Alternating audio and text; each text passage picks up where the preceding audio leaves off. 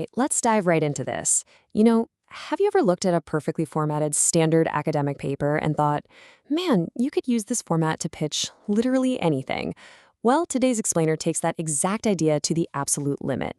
We're looking at a document formatted with the rigorous mathematical precision of a standard LaTeX article.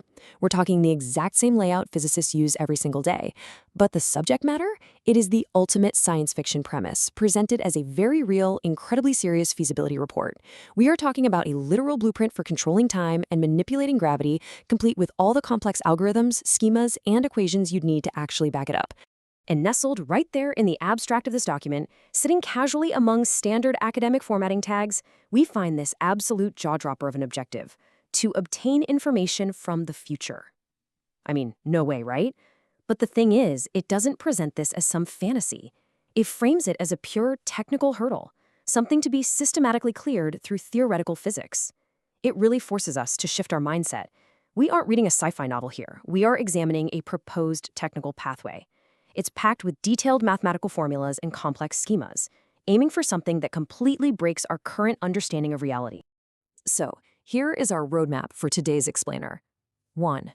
A report from the future. 2. The author and AI. 3. Theoretical pillars. 4. Technological convergence. And 5. Structuring the impossible. Okay, section 1. A report from the future. Now the document explicitly dates itself July 31st, 2026. This is such a deliberate choice, and it plants this feasibility report just slightly ahead of our current present day. It creates this fascinating narrative framing, right? By setting the publication date in the near future, the author positions their theoretical work as the bridge between the foundational science we have today and the ultimate goal: targeted access to information from further down the timeline. And theoretically, this is all achieved through highly complex spatiotemporal algorithms. Honestly, it gives the whole document this highly classified, futuristic dossier feel right from the title page. Moving right along to section 2, the author and AI. So, who actually wrote this? The document is credited to Lázaro López Paz, based out of El Prat de Llobregat in Barcelona. But look at the title claimed here: Independent Innovator with Artificial Intelligence Assistance. This is huge. It reflects a massive shift in exactly how theoretical research is being conducted and credited today. The author isn't hiding their use of AI. They are elevating it to a co-creator status. And it makes sense. To tackle problems as vast as space-time manipulation, human cognition absolutely relies on highly advanced machine learning models. You need them to compute the massive quantum state logarithms and those crazy multidimensional tensor matrices. The intricate schemas required to even conceptualize this math completely demand a symbiotic relationship with artificial intelligence. Which brings us to section 3, theoretical pillars. The entire foundation of this document relies on actively bridging two completely distinct, incredibly heavy areas of contemporary theoretical physics. On one side, we have general relativity. This means using Einstein field equations, specifically manipulating the metric tensor that describes the geometry of spacetime at a macro scale. But then, on the flip side, we have quantum field theory. This deals with the wave function schemas and quantum gravity logarithms down at the subatomic microscale. Traditionally, these two frameworks notoriously clash. They just do not play well together. Yet, this report actually proposes specific mathematical schemas to unite them.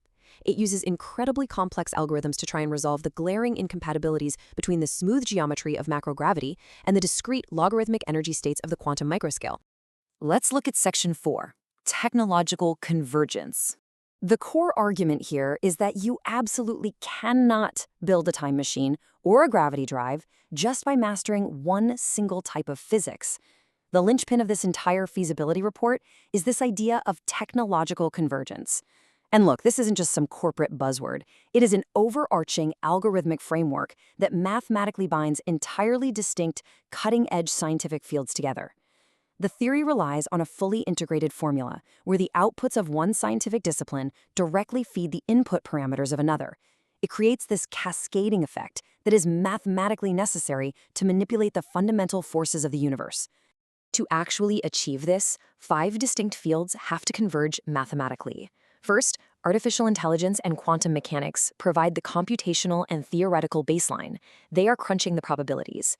Then, nanotechnology and metamaterials supply the physical schemas, literally utilizing complex equations to dictate how synthetic structures can withstand and bend under extreme gravitational stress.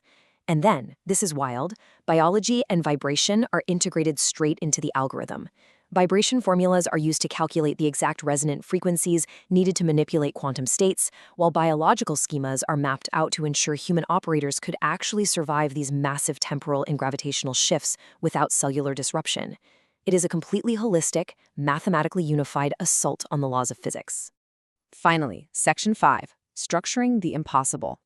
The sheer contrast here is exactly what makes this source material so captivating to me. The author is literally proposing bending spacetime, but they are organizing it all within the most standard, dry, academic latex formatting imaginable. But beneath that conventional structure, especially when you hit the section titled Control of Gravity, that is where the heavy theoretical lifting happens. This is where the document delves deep into the specific mathematical formulas needed to alter gravitational pull.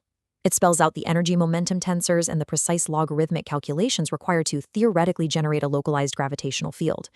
It's applying a methodical, step-by-step mathematical rigor to a totally fantastical subject, essentially insisting that controlling gravity is simply a matter of solving the right equations. So all of this brings us to the ultimate question we really have to ask ourselves after reviewing this blueprint.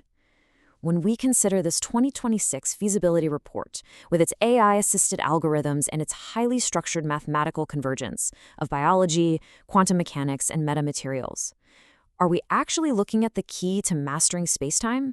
Or is this just the ultimate, most elegantly formulated piece of science fiction ever drafted?